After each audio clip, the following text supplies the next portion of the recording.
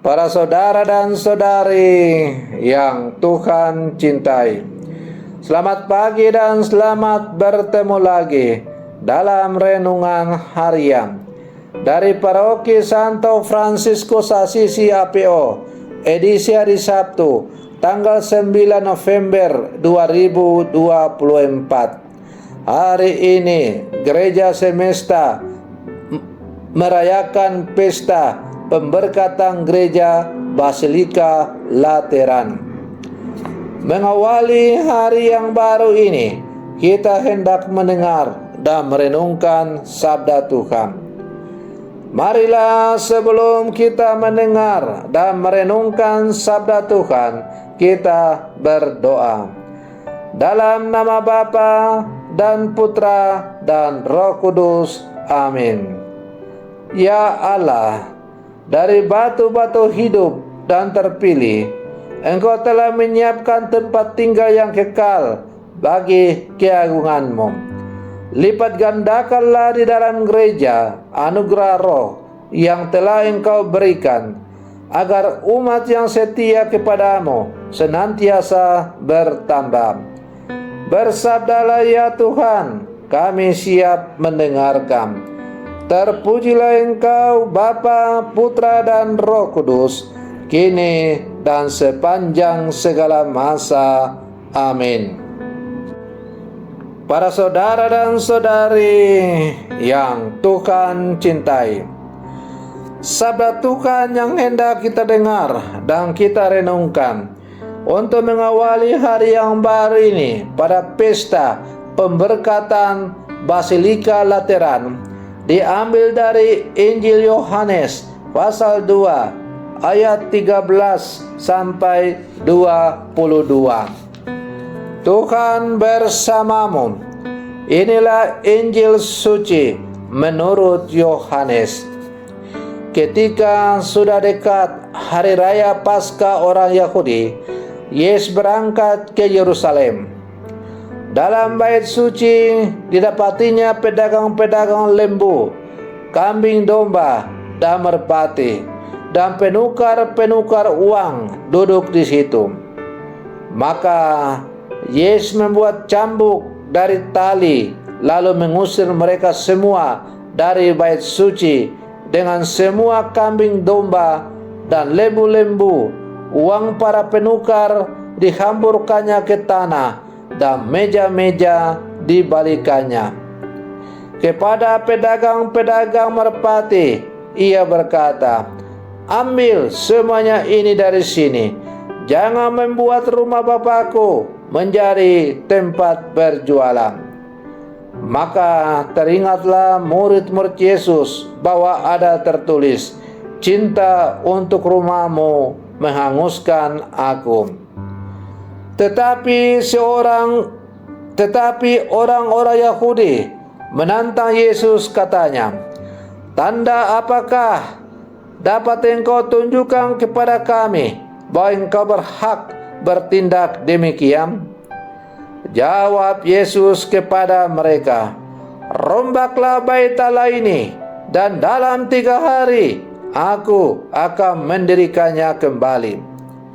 Lalu kata orang Yahudi kepadanya, 46 tahun orang mendirikan bait Allah ini, dan engkau dapat membangunnya dalam 3 hari?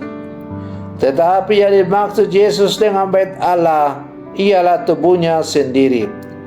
Sesudah Yesus bangkit dari antara orang mati, barulah teringat oleh murid-muridnya bahwa hal itu telah dikatakannya. Maka percayalah mereka akan kitab suci dan akan perkataan yang telah diucapkan Yesus. Demikianlah sabda Tuhan.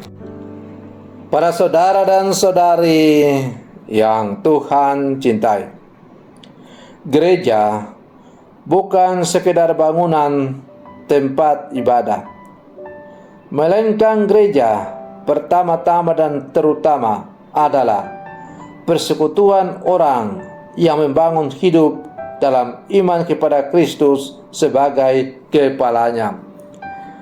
Dengan perkataan lain, gereja bukan saja bangunan dari kayu dan batu yang mati, melainkan juga dari batu-batu hidup, yaitu kita yang membentuk rumah Allah, kediaman Roh Kudus. Para saudara dan saudari yang Tuhan cintai, Tuhan Yesus dalam cerita Injil hari ini membersihkan bait Allah dari praktek-praktek keagamaan yang salah dari bangsa Yahudi. Bait Allah yang semestinya menjadi tempat untuk berdoa, mempersembahkan kurban, dan memuliakan Tuhan, justru didapatinya telah menjadi tempat berdagang dan berjualan. Jangan kamu membuat rumah Bapakku menjadi tempat berjualan, kata Yesus kepada para pedagang merpati. Para saudara dan saudari yang Tuhan cintai, melalui peristiwa pembersihan bait Allah, sebagaimana kita dengar dalam bacaan Injil tadi, Tuhan Yesus mau mengajak kita untuk menghormati bangunan gereja sebagai tempat ibadah yang suci, tempat kita mengalami perjumpaan dengan Tuhan dalam doa dan permenungan sabda Allah, serta persekutuan dengan sesama saudara dalam Kristus. Peristiwa ini juga kiranya mendorong kita untuk senantiasa membersihkan diri dari hal-hal yang tidak berkenan pada Tuhan. Dengan demikian, hidup kita menjadi layak bagi kediaman Roh Kudus dan menjadi batu-batu hidup bagi gereja Kristus. Para saudara dan saudari yang Tuhan cintai, kita adalah murid-murid Yesus yang hidup di zaman sekarang. Kita adalah batu-batu hidup yang dipersatukan oleh Kristus, oleh iman yang satu dan sama, dan akhirnya membentuk persekutuan orang-orang yang percaya kepada Yesus Kristus. Oleh karena itu, sebagai batu-batu hidup, hendaknya dalam seluruh kehidupan kita selalu melaksanakan apa yang diajarkan oleh Tuhan kepada kita. Cobalah pandang sebuah bangunan gereja. Bangunan gereja itu terdiri atas susunan batu-batu yang saling merekatkan diri satu sama lain dengan ikatan semen, dan akhirnya membentuk bangunan yang kokoh. Maka demikian pula lah halnya kita adalah batu-batu hidup yang dikumpulkan oleh Kristus untuk dibangun menjadi satu bangunan gereja yang hidup.